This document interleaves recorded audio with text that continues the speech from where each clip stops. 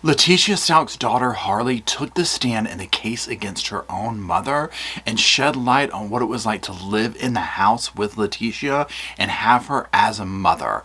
We're going to talk about some of the highlights of her testimony in this video.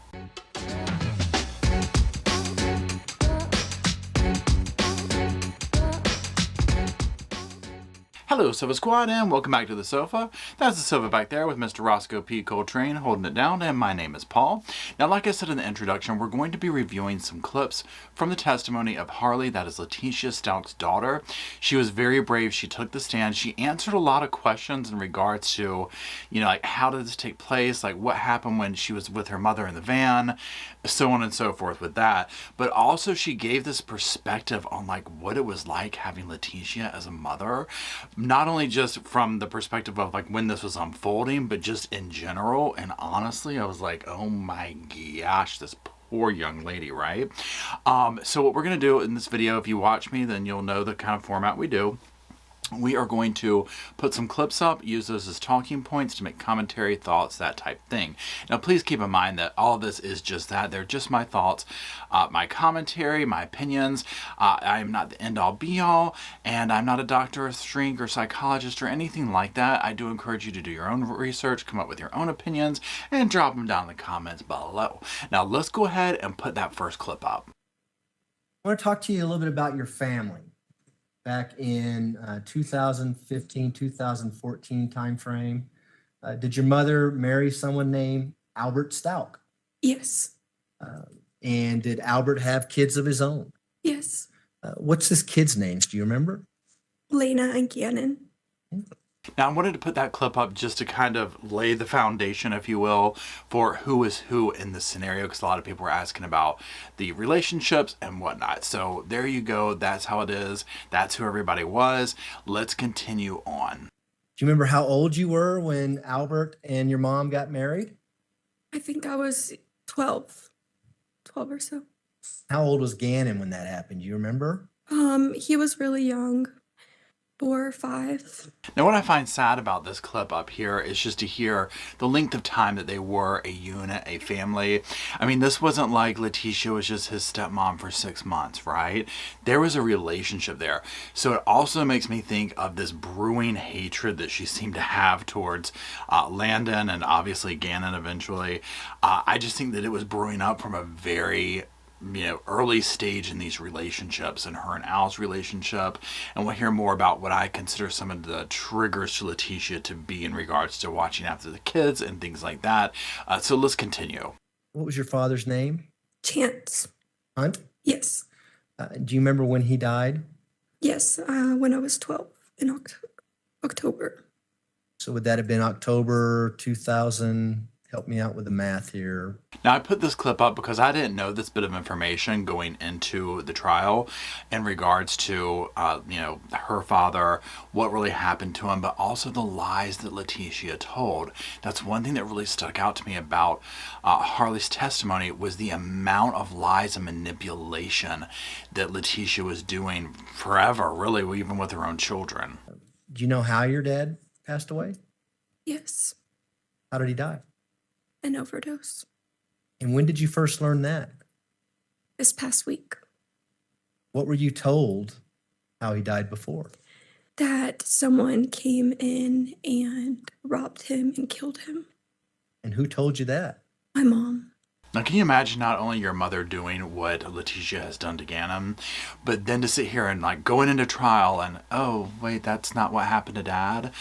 I mean, it just never ends with her, right? But at this point, it's, par for the course, right? Now, another thing that I found interesting was if you look at these stories that Leticia always comes up with, there's always this theme, right? Oh, someone broke in and robbed him and did this and blah, blah, blah, blah, blah. This incredibly dramatic thing, right? And look at the narratives that she was coming up with as to what could have happened with Gannon. It's like it's her go-to. Had she ever told you the truth as to how your dad died? No. How'd you learn about that then? The internet. What a tragic thing for her to have to learn about this on the internet. Now, she'll probably continue to find out things to come to this realization over time. And I'm not saying she doesn't realize it, but this realization that will probably hit her every day of everything she knew about her mother is most likely a lie, right? Her mother probably was lying about every little thing, every little detail along the way, you name it. There's really nothing that you can believe that comes out of Leticia's mouth. How did your mom feel about, or do you know, did your mom ever talk to you about how she felt about Albert being gone all the time and being at training? Yes. She wanted him to be home more, especially when we had the kids with us. Now, that part right there, I think, is one of the central things in this that was like a brewing thing for Leticia, right? I think that she wanted what she wanted when she wanted it, and if she didn't get it, it sent her into a rage, clearly. And I think her watching after the kids was part of that. I think that she felt very, she was pissy about it, right? And she did not want to do it, and that's much as clear. And so for her daughter Harley to get up here and start, noting these things of the behavior and her mom's actions and whatnot, none of this surprises me. Did she tell you whether or not she liked being at home alone with the kids? She did not, no. I don't think Leticia would have liked anything, right? Again, I just think that she was that type human, that she was a miserable person and she wanted to bring everybody down around her. I just can't fathom her ever being some kind of a decent, happy-go-lucky type person. To hear the amount of lies and manipulation that this woman was spinning constantly, that's not a balanced person. That's not a happy person. And I don't see her ever having been any of those things. And did your mom tell you why she wanted to teach at a new school? Just to get away from Myrtle Beach. Did your mom want to move frequently? Yes. Was that pretty constant throughout your relationship with her? Yes. Now, on the stand, Harley will recount this constant moving. We went from here to there to Alaska to da. Never really landing in one spot, and then something always happening with Leticia. It's Leticia that wants to move. It's Leticia that's not happy.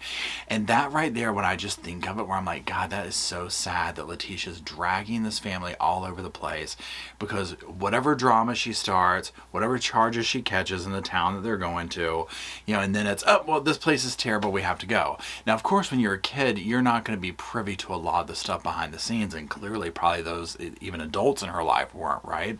I mean, this woman was I don't even want to call her a master manipulator. She was just a manipulative person.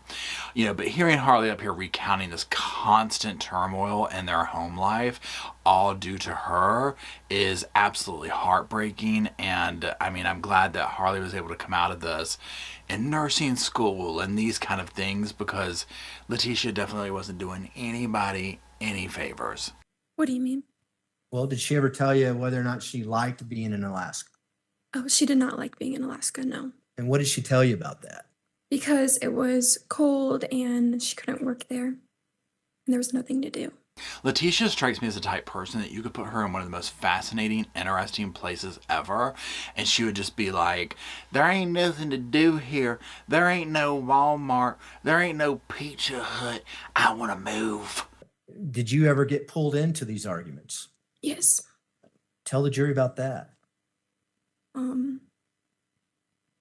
They would be arguing about something, and then it would be like, well, isn't this true? Or like, ask my opinion, try to get my say-so on it. And who would ask you your opinion to get your say-so? My mom. Now, this part especially disgusts me because I can completely see Leticia doing that. And she did it also remember if you go back to the news interview that Leticia was doing with her back turned. And, at one point, Leticia's basically like, get Harley over here. I want her to confirm this. And they get Harley over there. And I'm like, what kind of a mother is going to sit here and do this, pull their kid into it? Well, clearly Leticia, pulling kids into arguments and things like that, making adult business your kid's business. And can you imagine the petty arguments she would get in? Because look at how adamant she was about stuff where there's blatant evidence against her. So imagine what she would be like on a daily basis, arguing with a spouse or even one of her kids. I mean, a total nightmare. Would Gannon have a habit of lighting candles and hanging out in the basement by himself? No. Have you ever seen him light a candle and sit on the couch hanging out next to a candle? No. Now, when they start getting into some of the evidence of this and what happened, and just like we heard, where he's like, that was abnormal, I am getting a clearer picture. And again, this is just my opinion. This is me coming up with this on my own. So, there's that, of what probably really took place down in that basement. And I don't think that Gannon accidentally started a fire. I think this was all Leticia. I think she did something so horrible to him, and there was like no going back type situation. Now, clearly from the recorded phone call, or the recording, not a phone call, where she's talking to Gannon, and she's like, well, we're gonna have to shield the sofa and all this kind of stuff to cover up the whatever it was. And he's like, well, I'm just concerned about the burns, my burns right now. I mean, I think Leticia did those. I think she intentionally burned him, or was trying to set fire to the house, something, right? It's just spooky to think what that poor boy went through in the final hours of his life. So who, you said they are telling you? Were both Lena and your mom telling you about what happened downstairs? Yes. What did your mom tell you at this point when you get home? She told me that the candle was knocked over. She thinks that he was playing on his Nintendo when he wasn't supposed to be, so that maybe that's how he knocked it over. That after the fire, they ran outside, and she called her fireman friend and asked if the fumes in the house were okay for us to go back inside, and they said yes. Absolutely not. Absolutely not. I do think that the switch part is right. I think that she maybe went down there, something, caught him doing something that he shouldn't have done, maybe the switch, and then that is where an enormous amount of rage abuse started. And then she had to, cover tracks, whatever the case was. And I think that her doing this like fake fire or whatever was probably to cover up some burns that she intentionally caused him, and was going to go down that route, and it just kept getting more out of hand, and it was like, okay, he can't say what happened at one of those type things. Again, my heart breaks for this child. Was your mother concerned about Albert finding out about this and being upset about it? Normally, Albert's not the one to get mad about like stuff getting messed up, so. Now, interesting, she says, normally Al's not the one to get, upset about this stuff.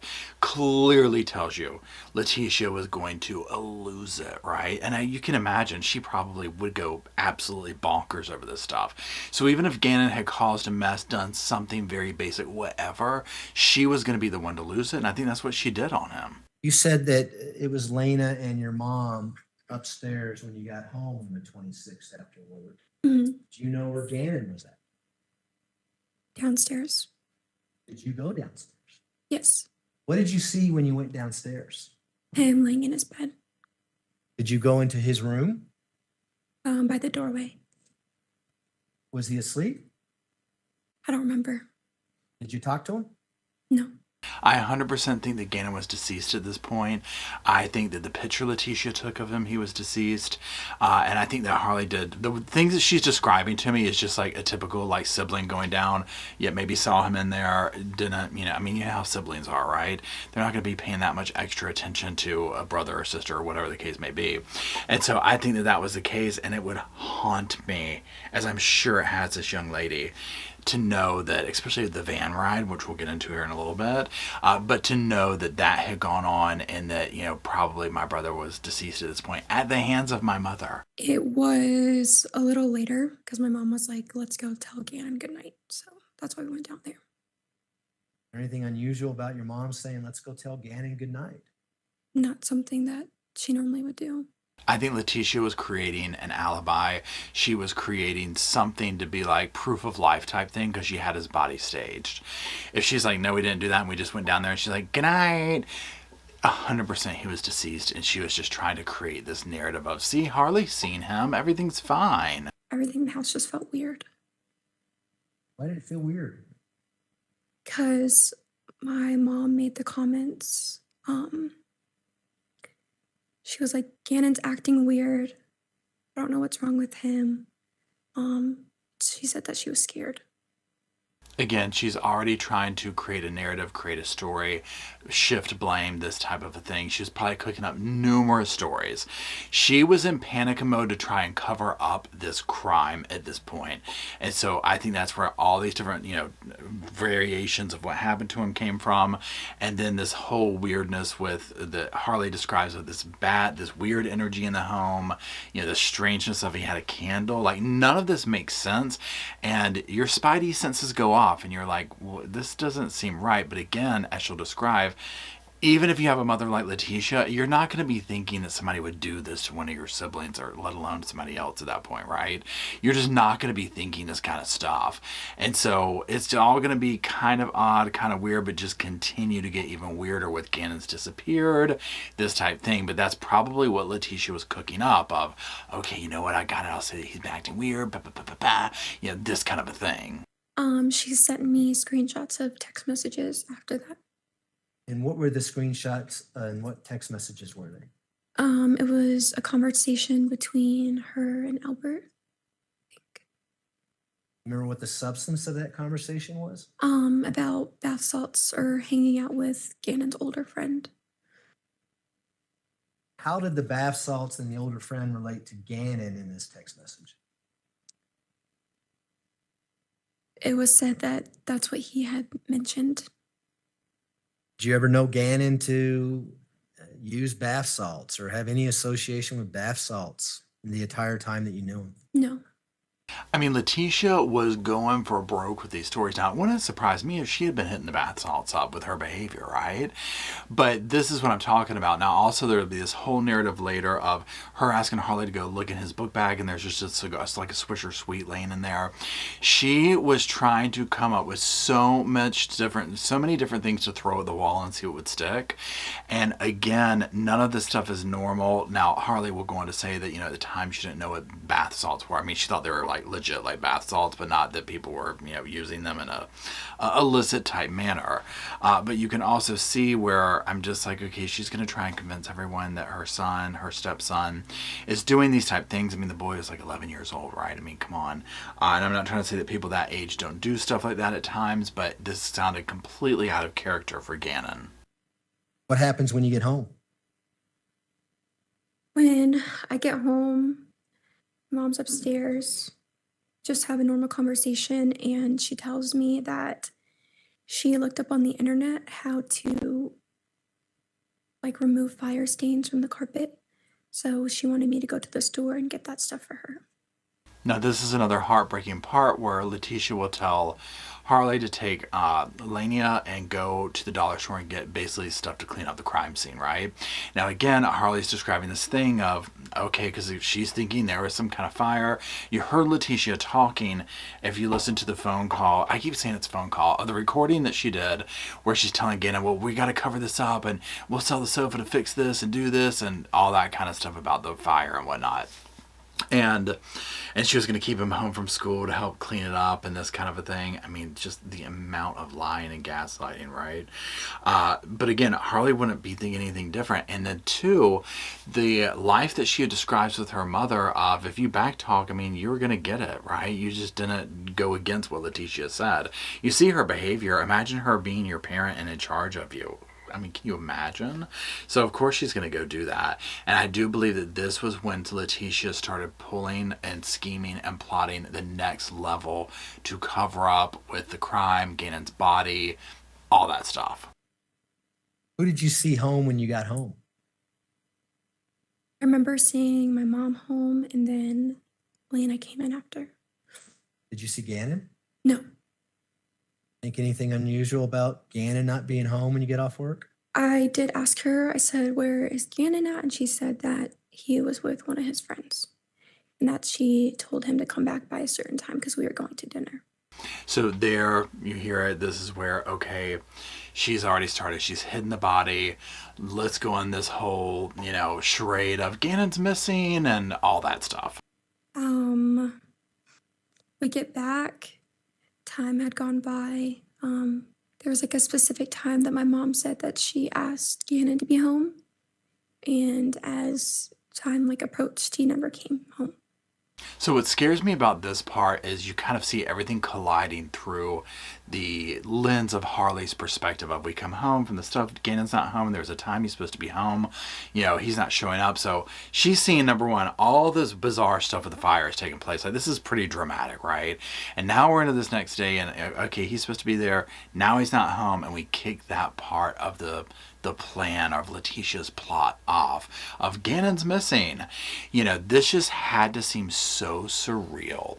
I'm just like, I cannot imagine in hindsight looking back and being like, oh my God, it all makes sense now. Like, this happened. I bet when we went to the store, Mom did this with his body. And I mean, it sends shivers down my spine. And to think that this woman could do all that and then put her head down and go to sleep at nighttime, gaslight the nation into thinking that she had been wrongfully, accused in the media.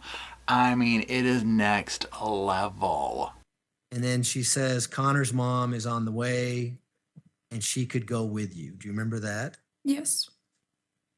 Is there any reason why, or did your mom tell you any reason why she wasn't going with you to help look for Gannon? She said that she was going to stay home unless, he came home, so somebody would be there. Of course she did. She didn't want to be out there. And in a normal situation, I can understand being like, okay, well, someone needs to stay at the house, right? Someone needs to do whatever. Let's get someone to stay here, but be put. But also normally it might be like, hey, person A, will you stay here? I'm going out to go look for my boy. You know what I'm saying? That type thing. Not Leticia, because she knew where he was at. She wanted to maintain control over that environment. Do you remember a time in that afternoon where your mom kind of disappeared and you didn't know where she was at, that type of thing? Yes. Tell the jury about that. What was going on and what vehicle was she driving? Remember? I remember Albert was home and he kept calling her. And that's when the news reporter came in and filmed a video in our house. And something about they were asking her for a hairbrush or toothbrush. That's why she couldn't answer or something. I don't know. They had to be thinking, where has she gone? Immediately her behavior was just such a red flag. And again, I keep going back to it in that video, in the interview with the news reporter, where she was so adamant about, I want an apology from my husband. And that whole video was so alarming and just jaw-dropping. But then to hear this behavior being described by Harley of, oh, everyone's out looking, Mom doesn't go, then she disappears, then this happens, we can't open the door for police, mistrusting this, she's being wrongfully accused. I mean, that everyone near there was like, girl, yeah, no. Let me ask you, did you hear this from your mother? Yes. What did she tell you happened to Gannon at this time? I had heard first that he was at a friend's house, and then he was missing, and then that he must have been with his friend's older brother. And then that's when she kept saying to me, after all that, she was just like, they're trying to frame me, and people were thinking it's me. Of course, Leticia would say that because it was her. But look from the very beginning where she started off with these stories of trying to make it look like maybe some bad kids or, something like that, right? And it escalates to, we were broken into and this guy came and did this and then this happened and that happened and da-da-da-da-da. I mean, how this woman ever thought that any of these stories would float, I have no clue. But her aggressive adamancy, or however you say that word, of it wasn't me and I'm being wrongfully accused, it just runs all over me. But again, I'm just imagining the scene playing out of people coming in, gathering around. Number one, Leticia's worried about the fact that Landon's there, right? That's her concern. I mean, the real Leticia showed her self during all this, and it's so interesting to me that she can't grasp that, but I guess that would be also expected, because I'm sure, like I said, Landon out, everyone started seeing what's going on, and I'm sure Harley at this point, now remember, she's she's a teenager, right? But at this point, even then, it's like, okay, this is odd, but you don't really know when it's your own parent, your own mother who you've known your whole life, lived with, whatever. You're going to You don't know to really question some things to the degree that maybe a different person does at that point, right?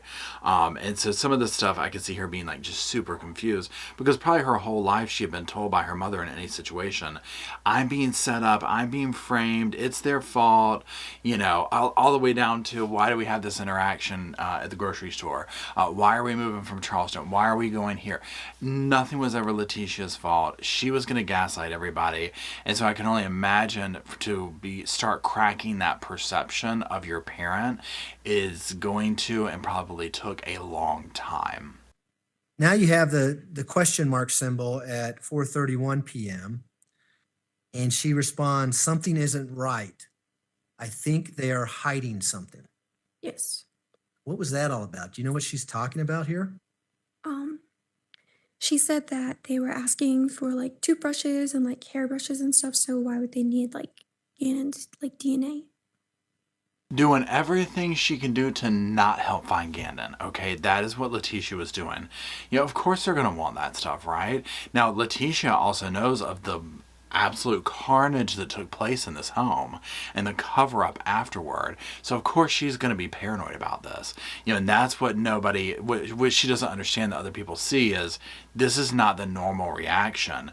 But again, she was in a tailspin. I think it was so erratic and so full of rage what took place that obviously there was no covering up, right? I mean, that's why we're at the point we're at of her trying to pull off an insanity play. Were you under the impression at this time that your mom was being treated unfairly by the police? Yes. Is that what your mom wanted you to think? Yes.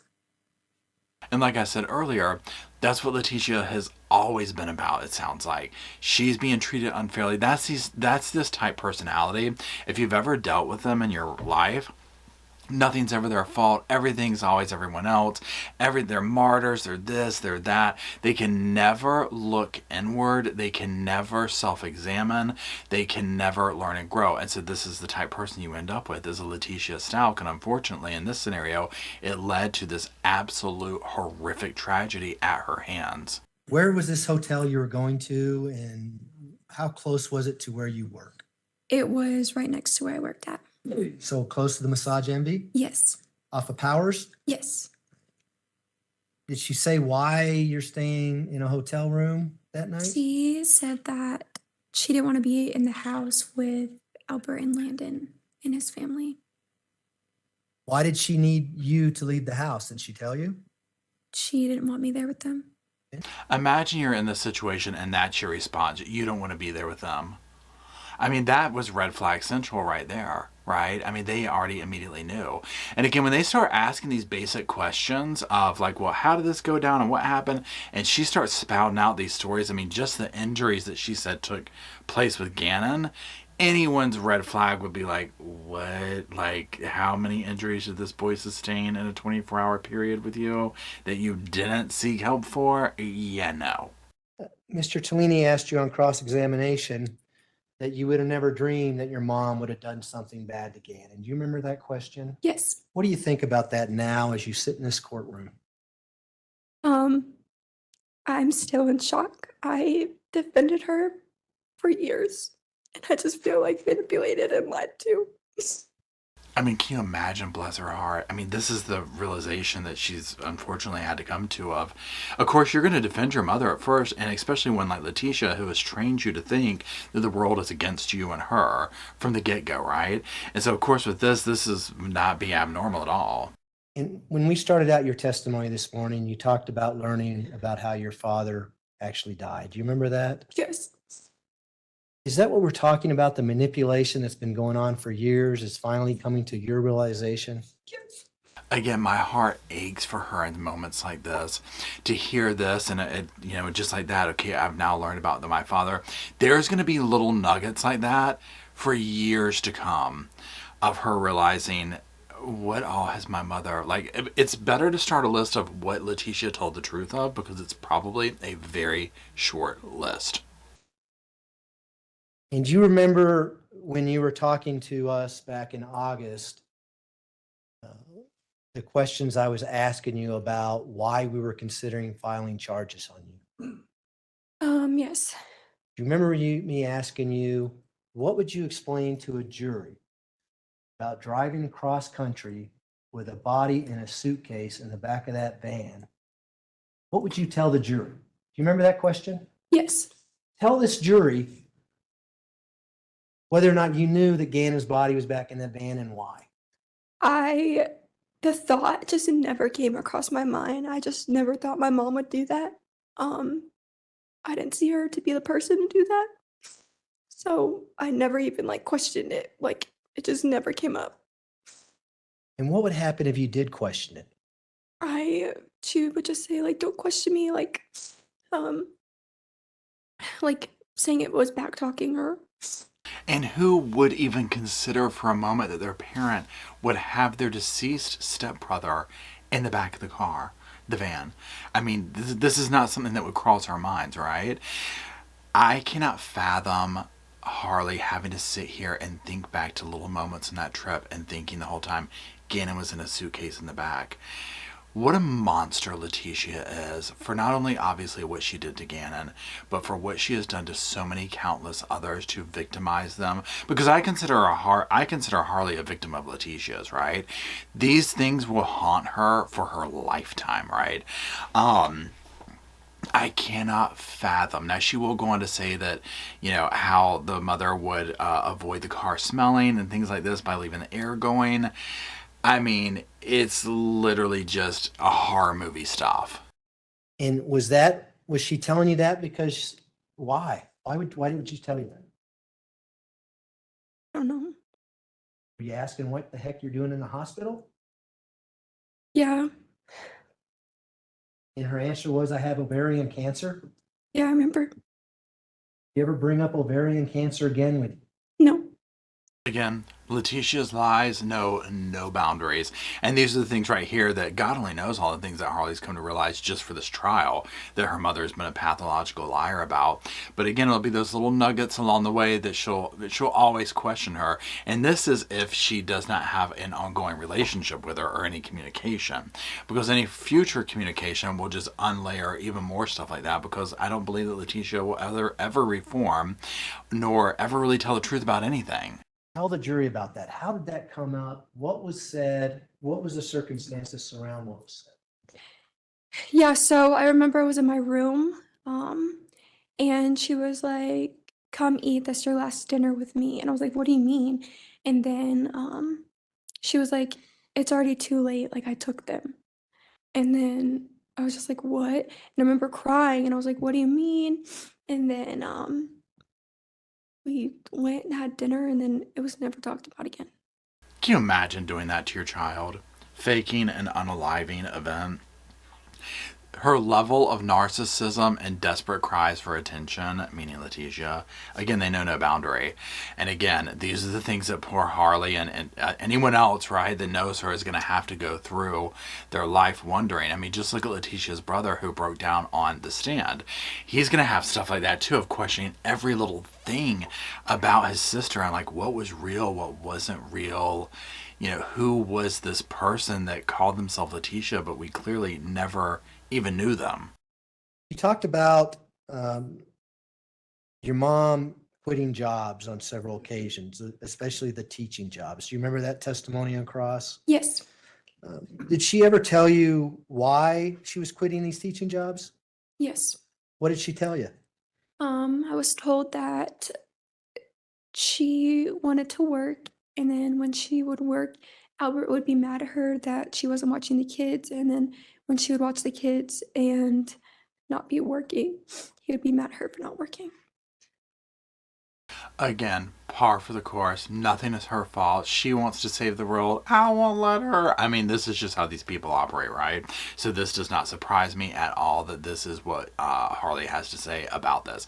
Fact of the matter is, Leticia seems to have job hopped, lied on resumes, gotten fired. I mean, just she was not going to hold a job down, right? People like this can barely function in life. Did she ever mention to you that she was being sexually harassed at school and she didn't want to work there anymore, things like that? I heard that when I was younger. Who did you hear that from? I don't know. I was in like middle or elementary school. Did you hear it from your mom? I don't remember. Is that a common theme with your mom when she doesn't want to be somewhere? Something happens that is causing her to quit her job and move somewhere else. It happened in Alaska. And I would say yes. We'll answer that for her. Clearly, it is right. When Leticia's ready to go, we have to gaslight. We have to come up with this. We have to come up with that. We can't just say, "Hey, we want to go," because also there's a whole level of, imagine having to rely on her for anything as a spouse, as a mother, as a friend, or anything like that. She's not going to be able to maintain those type things. So she's going to have to come up with scenarios to make up reasonings as to why you have to tuck tail and run.